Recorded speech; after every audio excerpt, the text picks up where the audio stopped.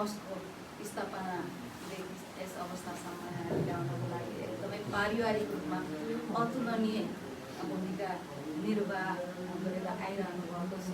यहाँ हातेमालो साथ र सहयोगले गर्दा नै एउटा पुष्पचन्द्र ट्रस्टले एउटा जनसमुदायदेखि लिएर विभिन्न क्षेत्रमा कामहरू गर्नको लागि महत्त्वपूर्ण साथ सहयोगहरू पाइरहेको छ। र यस सन्दर्भमा कि पुष्पचन्द्र ट्रस्ट भनेको एउटा व्यक्तिगत संस्थाको रूपमा नभइकन आमफान हो भन्ने हामीले मानेका छौँ। र यहाँले हरेक समयमा यस संस्थालाई महत्त्वपूर्ण जतिखेर पनि आफ्नो समय साथ सहयोग तत्परताहरू देखिरहनु भएको छ। त्यो पछि एकदमै हामी आवाज छौँ। अहिले हामीलाई जुन हाम्रो आमा बाबाले साथ छोडेर आफ्नो एउटा जुन अब मानिसको चोला हो, अब जन्म भएपछि मृत्यु अवश्य पनि छ। त्यो मृत्यु पश्चात पनि हामीले यहाँहरूको सम्पूर्ण साथ सहयोग पाइरहेका छौँ। त्यसले गर्दाखेरि हामी एकदमै एक्लो छौँ भनेर कहिले पनि हामीलाई महसुस यहाँहरूले जुन अब हाम्रो यो पारिवारिक हिसाबबाट एउटा मामाली गाउँमा बसेर पनि होला त हामीलाई कुनै आवाजै भएको छैन। हरेक क्षेत्रमा हरेक समयमा जुनसुकै बेला पनि यहाँहरूले महत्त्वपूर्ण सहयोग हामीलाई दिइरहनु भएको छ।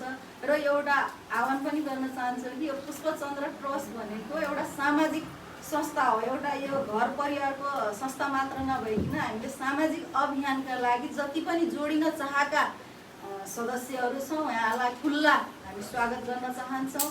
यसमा हातेमालो गर्न चाहन्छौँ। एउटा यो साझा चौतारी हो। यो चौतारीलाई हामीले एउटा छारीको रूपमा हामी जस्ता हरेक हातेमालो गर्ने व्यक्तिहरूको साङ्गठनिक संस्थाले अगाडि बढाउनको लागि महत्त्वपूर्ण भूमिका निर्वाह गर्नेछ भन्ने हामीले अपेक्षा पनि गरेका छौँ। र आज अब चाडबाडको समय पनि अनि अब हामी अब सबै हाम्रो यो साधारण सभाको समय पनि र यहाँहरूको साथ र सहयोगले गर्दाखेरि हामी यो जुन सम्पन्न गर्न गइरहेका छौँ। र यहाँले जुन यहाँ साथ दिनु भइरहेको छ र आफ्नो अमूल्य समयलाई छोडेर यहाँ उपस्थिति हुनुभएको छ, सहभागी हुनुभएको छ। यसको लागि हामी धेरै नै आभारी छौँ।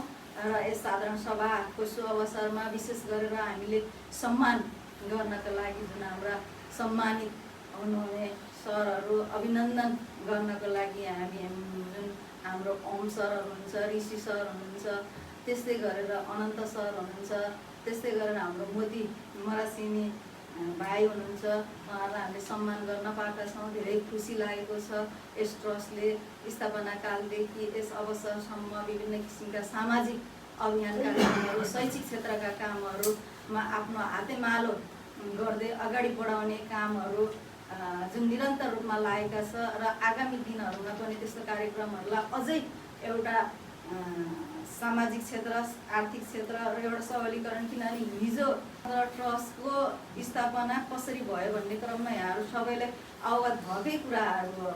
जुन बुबाको स्मरण गर्नु पर्दाखेरि बुबा कहिले पनि यो व्यक्तिगत स्वार्थको लागि उहाँ कहिले पनि लाग्नु भएन। सामाजिक स्वार्थको लागि उहाँहरूले खरो आवाज उठाउँदै एउटा पहरेदारी, एउटा खबरदारीको भूमिका निर्वाह गर्नुभयो। जुन कि आफ्नो एउटा व्यक्तिगत स्वार्थभन्दा माथि उठ्नुभयो। सामाजिक स्वार्थको लागि सदैव उहाँहरू खबरदारीको रूपमा, चाहे आफ्नो परिवारको रूपमा कहिले पनि उहाँले व्यक्तिगत स्वार्थको रूपमा कहिले पनि अगाडि बढ्नु भएन। सबभन्दा पहिलो कारबाही गर्नको लागि उहाँ आफ्नो परिवारलाई अगाडि सार्नुहुन्थ्यो। कुनै पनि बेला अब हामीले यसो अब केही कामहरू गऱ्यौँ भने हाम्रो दाजुभाइहरूले अब मलाई एउटा सम्झना छ कस्तो छ भने अब हाम्रो यसो झिक्रा सिक्रा यसो दिवालीको लागि एउटा झिक्रा यसो लिएर आउन भन्दाखेरि सबभन्दा पहिला जिल्ला वन कार्यालयमा ठडाउने भनेको बुवाले हाम्रो दाजुभाइलाई ठडाउनुहुन्थ्यो। कारबाही गर्ने क्रममा सबभन्दा पहिला आफ्नो कहिले पनि नातावाद कृपावादको कुराहरू भएन। एउटा सामाजिक अभियानमा एउटा बुलन्द आवाजको लागि आफू एक्लै भए पनि कहिल्यै पनि त्यो आवाजलाई निभाउने एकदमै म मात्रै छुकेर भन्ने हिसाबबाट कहिल्यै पनि उहाँ पछि पर्नु भएन। चाहे एक्लै होस् आफ्नो आवाज जहिले पनि अगाडि बढाएरै छाड्नुहुन्थ्यो।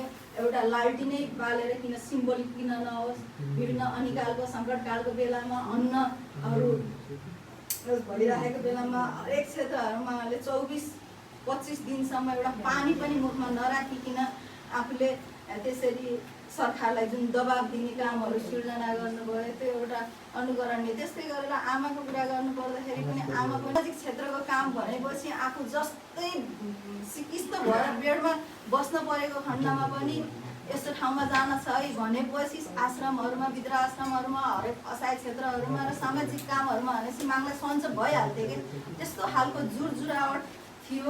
त्यो जुन त्यो जुझारुपन त्यो देख्दाखेरि अब हामी पनि सामाजिक क्षेत्रमा अब विगत समयदेखि नै जोडिने एउटा सुअवसर पायौँ। त्यसले गर्दाखेरि यो कामलाई हामीले निरन्तर रूपमा अगाडि बढाउनुपर्छ। एक थुकी सुकी 100 थुकी नदी, यसमा हातेमालो गर्दै एउटा महासागरको रूपमा अगाडि बढायौँ भने कुनै पनि काम भनेको असम्भव हुने छैन।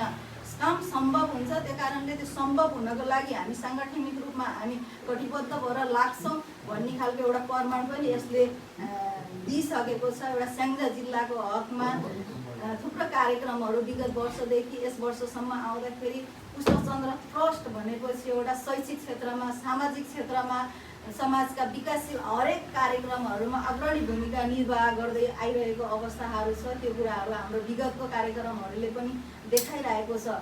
जुन कार्यलाई निरन्तरता दिनको लागि यहाँ एकदमै अतुलनीय थियो। यहाँले महत्त्वपूर्ण भूमिका निर्वाह गर्नुभएको थियो। कुनै पनि रात नभनिकन, दिन नभनिकन हरेक समयमा जतिखेर पनि उहाँहरूको जुन क्रियाशीलता थियो, लगनशीलता थियो, त्यो साथ र सहयोगले गर्दाखेरि हामीले एउटा पुष्पचन्द्र ट्रस्टलाई एउटा अगाडि मार्गनिर्देश गर्नको लागि महत्त्वपूर्ण भूमिका पाएका छौँ। यस भूमिकामा यहाँहरूको साथ र सहयोग छ। आज जुन साधारण सभा सम्पन्न हुन गइरहेको छ, यस साधारण सभामा यहाँ सम्पूर्ण उपस्थित हाम्रा अग्रजहरू, आदरणीय हाम्रो सम्पूर्ण अतिथिज्यूहरूलाई म हार्दिक स्वागत गर्दै मेरो आफ्नो भनाइलाई अन्त्य गर्दछु। हस्त।